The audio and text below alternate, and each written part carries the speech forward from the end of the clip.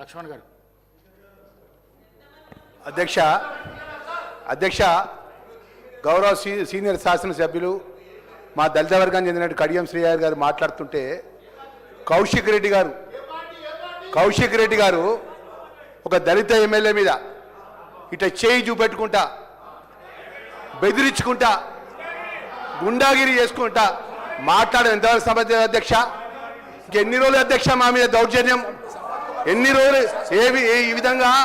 ఆ రోజు అధ్యక్ష శాసనసభలో మా సహచర మా అన్న సంపత్ శాసనసభ్యులు ఖాళీ అక్కడి నుంచి ఆ దారి లక్ష్మణ రేఖ అనే దాటి ఇక్కడ ముందుకు వచ్చినందుకు కొమ్మటిరెడ్డి వెంకటరెడ్డి గౌరవ సభ్యులను మా సంపత్ గారిని శాశ్వతంగా సభ్యత్వం నుంచి వారు చర్యలు తీసుకున్నారు అధ్యక్ష. వారి సభ్యత్వం అధ్యక్ష ఈరోజు కౌశిక్ రెడ్డి గారు మేము మా కరీంనగర్ జిల్లా మొదటి నుంచి హీరో లెక్క మాట్లాడుతుండు.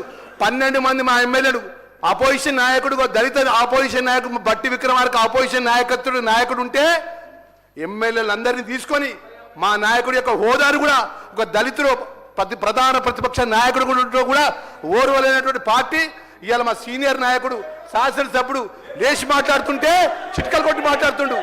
అధ్యక్ష కౌశిక్ రెడ్డిపై తక్షణమే మీరు చర్య తీసుకోవాలి అధ్యక్ష.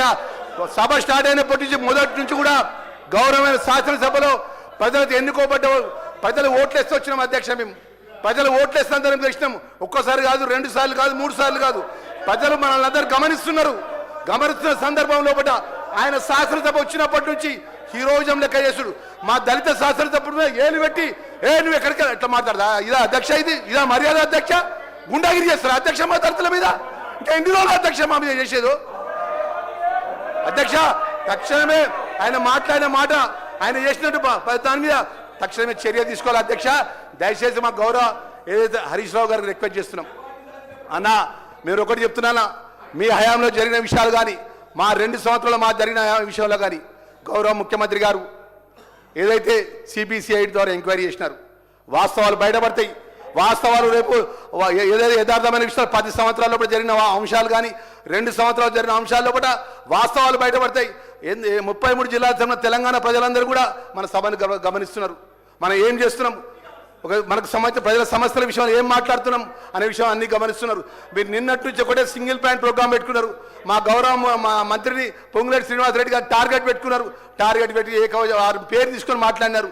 మీరు ఆ రోజు కేసీఆర్ గారు ముఖ్యమంత్రిగా ఉన్నప్పుడు సభ జరిగినప్పుడు మా బట్టి విక్రమార్క గారు ఎమ్మెల్యే గారు కానీ మా శ్రీధర్ బాబు గారు ఎమ్మెల్యే గారు కానీ ఎప్పుడైనా కాంగ్రెస్ పార్టీ అపోజిషన్ ఎమ్మెల్యేలు ఈ విధంగా మాట్లాడినిచ్చిందా? మీరు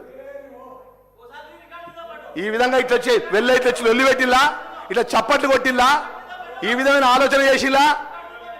మాట్లాడితే ఇష్టానుసారంగా మేమేదో ఒట్టిగానే వచ్చినట్టు, మాకు ప్రజలు ఓట్లేనట్టు, మేమేదో మీ ఆస్తిని గుంజుకున్నట్టు ప్రజలు ఇలా ఓట్లేసింది అధ్యక్ష.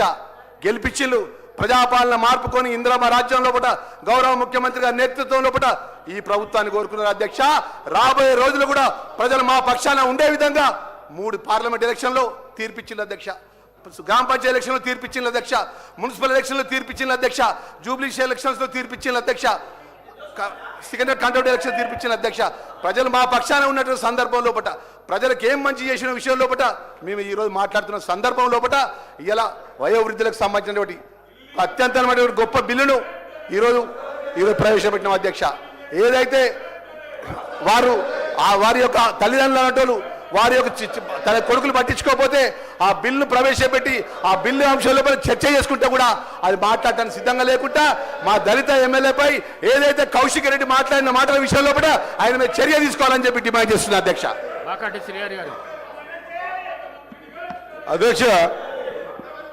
అధ్యక్ష స్పష్టంగా నిన్న జరిగినటువంటి సబ్జెక్టులో ఏదైతే 3 లక్షలు 4 లక్షల బిల్లు మీద ఇంత రాద్ధాంతం చేసి నిన్నటికెంచి సభను నడిపించకుండా సభకు అంతరాయం కలిగించుకుంటా మిగతా పక్షాలన్నీ మాట్లాడేటువంటి విషయాలన్నీ కూడా చేయనీయకుండా ఏదైతే వాళ్ళు అనుకున్నారో ఇప్పటికి కూడా ఆలోచన విధానం ఏ విధంగా ఉందంటే మేము మాట్లాడాలనుకున్నప్పుడు మాట్లాడే అవకాశం ఇవ్వాలి.